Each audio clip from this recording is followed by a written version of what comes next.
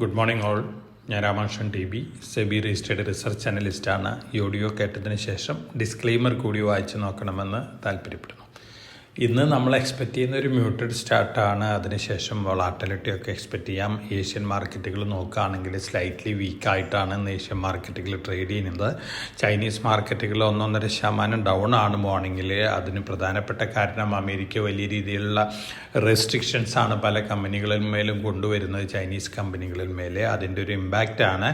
ഇന്നലെ അമേരിക്കൻ മാർക്കറ്റുകൾ നോക്കുകയാണെങ്കിൽ വീക്ക് ക്ലോസിംഗ് ആയിരുന്നു. NVIDIA ഇന്നലെ പുതിയ റെക്കോർഡ് ഹൈ ഹിറ്റ് ചെയ്തിരുന്നു. അതിനുശേഷം താഴെയാണ് ക്ലോസ് ചെയ്തിട്ടുള്ളത്. ടെക്നോളജി സ്റ്റോക്കുകളെല്ലാം തന്നെ താഴെയാണ് ഇന്നലെ അമേരിക്കയിൽ ക്ലോസ് ചെയ്തിട്ടുള്ളത്. ഇതിന് പ്രധാനപ്പെട്ട കാരണം ബെറ്റർ ദാൻ എക്സ്പെക്റ്റഡ് സർവീസസ് ഇൻഡെക്സും ജോബ് ഓപ്പണിങ്സും ഒക്കെയാണ്. ഈ ഡാറ്റ ഒരുപക്ഷെ US ഫെഡ് അടുത്ത റേറ്റ് കട്ട് അനൗൺസ് ചെയ്യാനായിട്ട് ഡിലേ ആക്കുമെന്നുള്ളൊരു എക്സ്പെക്റ്റേഷനിലാണല്ലോ പൊതുവേ ഒരു സെല്ലിംഗ് പ്രഷർ അമേരിക്കൻ മാർക്കറ്റിൽ ഇന്നലെ ഉണ്ടായിട്ടുള്ളത്. യൂറോപ്യൻ മാർക്കറ്റുകളെല്ലാം തന്നെ മിക്സഡ് ക്ലോസിംഗ് ആയിരുന്നു. ഏഷ്യൻ മാർക്കറ്റുകൾ നോക്കുകയാണെങ്കിൽ ഇന്നലെ ഓൾമോസ്റ്റ് എല്ലാ മാർക്കറ്റുകളും ബെറ്റർ ആയിട്ടാണ് ക്ലോസ് ചെയ്തിരുന്നത്. ഇന്ത്യൻ മാർക്കറ്റും ബെറ്റർ ആയിട്ട് തന്നെയാണ് ക്ലോസ് ചെയ്തിരുന്നത്. കമ്മോഡിറ്റികൾ നോക്കുകയാണെങ്കിൽ ഇന്നലെ ഗോൾഡ്, സിൽവർ, കോപ്പറൊക്കെ ബെറ്റർ ആയിട്ടാണ് ക്ലോസ് ചെയ്തിരിക്കുന്നത്. അതുപോലെ തന്നെ ബ്രെൻഡ്, ക്രൂഡ് ഓയിലും ബെറ്റർ ആയിട്ട് തന്നെയാണ് ക്ലോസ് ചെയ്തിരിക്കുന്നത്. ഇന്ന് മോർണിംഗിലും ബെറ്റർ സെൻറ്റിമെൻറ്റ് തന്നെയാണ് കമ്മോഡിറ്റികളിൽ കാണിക്കുന്നത്. അതോടൊപ്പം തന്നെ നമ്മൾ റുപ്പിയുടെ കാര്യം നോക്കുകയാണെങ്കിൽ റുപ്പി വീണ്ടും പുതിയ റെക്കോർഡ് ലോയിലാണ് ട്രേഡ് ചെയ്യുന്നത്. റുപ്പി ഡിപ്രീസിയേഷൻ തന്നെയാണ് നമ്മുടെ എക്കണോമിനെ സംബന്ധിച്ച് സ്ലൈറ്റ് നെഗറ്റീവ് ഇമ്പാക്റ്റ് ഉണ്ടാക്കുന്നത്. അത് മാറ്റി വെച്ച് കഴിഞ്ഞാൽ പൊതുവെ വന്നുകൊണ്ടിരിക്കുന്ന ന്യൂസ് ഫ്ലോസ് എല്ലാം തന്നെ സ്ലൈറ്റ്ലി പോസിറ്റീവാണ്. ഗവൺമെൻറ്റിൻ്റെ GDP എക്സ്പെക്റ്റേഷൻ ഈ ധനകാര്യ വർഷത്തേക്ക് 6.4% ഉള്ളൂ. RBI 6.6% പറഞ്ഞിരിക്കുന്നത്. അതിനർത്ഥം ഈ Q3 അതുപോലെ തന്നെ Q4 6.6% വെച്ച് ഇന്ത്യൻ എക്കണോമി ഗ്രോ ചെയ്യണമെന്നാണ്. ഇതുവരെയുള്ള കണക്ക് നോക്കുമ്പോൾ Q1 6.8 അതുപോലെ തന്നെ Q2 5.6 ആണ് GDP ഗ്രോത്ത് പോസ്റ്റ് ചെയ്തിരിക്കുന്നത്. തീർച്ചയായിട്ടും ഇത് ഒരു നെഗറ്റീവ് ന്യൂസ് ഒന്നുമല്ല. കാരണം നമ്മുടെ Q2 GDPയേക്കാളും ബെറ്റർ ആയിരിക്കും അടുത്ത 2 ക്വാർട്ടറുകളിലും GDP ഗ്രോത്ത് എന്നാണ് സൂചിപ്പിക്കുന്നത്.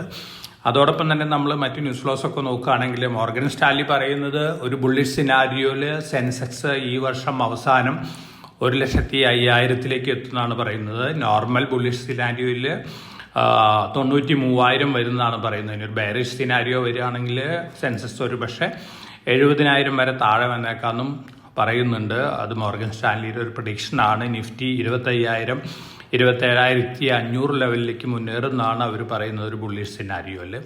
ഇത് ഇൻസ്റ്റിറ്റ്യൂഷൻ്റെ വ്യൂ ആണ്.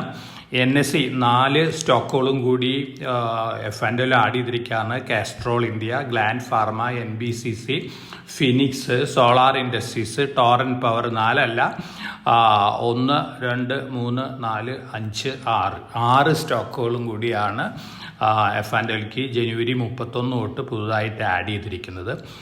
Q3 സെയിൽസ് ഫിഗറുകൾ നോക്കുകയാണെങ്കിൽ സിഗ്നേച്ചർ ഗ്ലോബൽ നമ്മുടെ തന്നെ റെക്കമെൻഡഡ് സ്റ്റോക്കായിരുന്നു. എക്സലൻറ്റ് സെയിൽസ് ഫിഗറാണ് കാഴ്ചവെച്ചിരിക്കുന്നത്. ഷോബിയും നല്ല സെയിൽസ് ഫിഗറാണ് കാഴ്ചവെച്ചിരിക്കുന്നത്. എയർടെലിൻ്റെ Q3 ബെറ്റർ ദാൻ എക്സ്പെക്റ്റേഷൻസ് ആയിരിക്കും എന്നാണ് പറയുന്നത്. അതോടൊപ്പം തന്നെ BSNLൻ്റെയും Q3 ബെറ്റർ ദാൻ എക്സ്പെക്റ്റേഷൻസ് ആയിരിക്കും എന്നാണ് പറയുന്നത്. ബഡ്ജറ്റിലെ ഷിപ്പിംഗ് ഇൻഡസ്ട്രിക്ക് ഇൻഫ്രാസ്ട്രക്ചർ സ്റ്റാറ്റസ് കിട്ടാനുള്ള ചാൻസസ് ഉണ്ട്.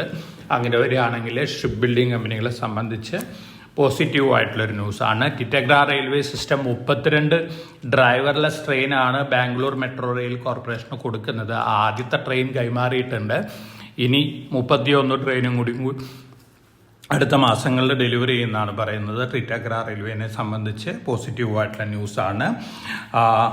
NVIDIA പുതിയ ലാപ്ടോപ്പ് മിനി സൂപ്പർ കമ്പ്യൂട്ടർ എന്നുള്ള ഒരു ലാപ്ടോപ്പും ഡെസ്ക്ടോപ്പൊക്കെ പുറത്തിറക്കാണ്. $3,000 ആണ് പ്രൈസ് ഫിക്സ് ചെയ്തിട്ടുള്ളത്. അതോടൊപ്പം തന്നെ കോസ്മോസ് ഫൗണ്ടേഷൻ എന്ന് പറയുന്ന മീഡിയ റിയൽ എസ്റ്റേറ്റിക് സോഫ്റ്റ്വെയറും കൂടി ലോഞ്ച് ചെയ്തിട്ടുണ്ട്. അത് വേറെ സിസ്റ്റംസും ഒന്നും യൂസ് ചെയ്യാതെ തന്നെ ഈ ചിപ്പുകൾ ഉപയോഗിച്ച് തന്നെ വീഡിയോ ജനറേഷനുള്ളൊരു സോഫ്റ്റ്വെയർ ആണ്. പോസിറ്റീവായിട്ടുള്ള ന്യൂസാണ് NVIDIAനെ സംബന്ധിച്ച്. അതുപോലെ തന്നെ ഗെയിമിംഗ് ചിപ്പുകൾ പുതിയ സീരീസ് പുറത്തിറക്കിയിട്ടുണ്ട്. പക്ഷേ ഈ ന്യൂസിന് ശേഷം NVIDIAയിൽ ഒരു സെല്ലിംഗ് പ്രഷറൊക്കെ ഉണ്ട്. ജനറലി ഒരു സെൽ ഓൺ ന്യൂസ് എന്ന് പറയുന്ന ഒരു പ്രതിഭാസമായിട്ടാണ് ഇതിനെ കാണാൻ പറ്റുള്ളൂ. പക്ഷേ ലോങ് റണ്ണിൽ NVIDIAനെ സംബന്ധിച്ച് ന്യൂസൊക്കെ പോസിറ്റീവാണ്.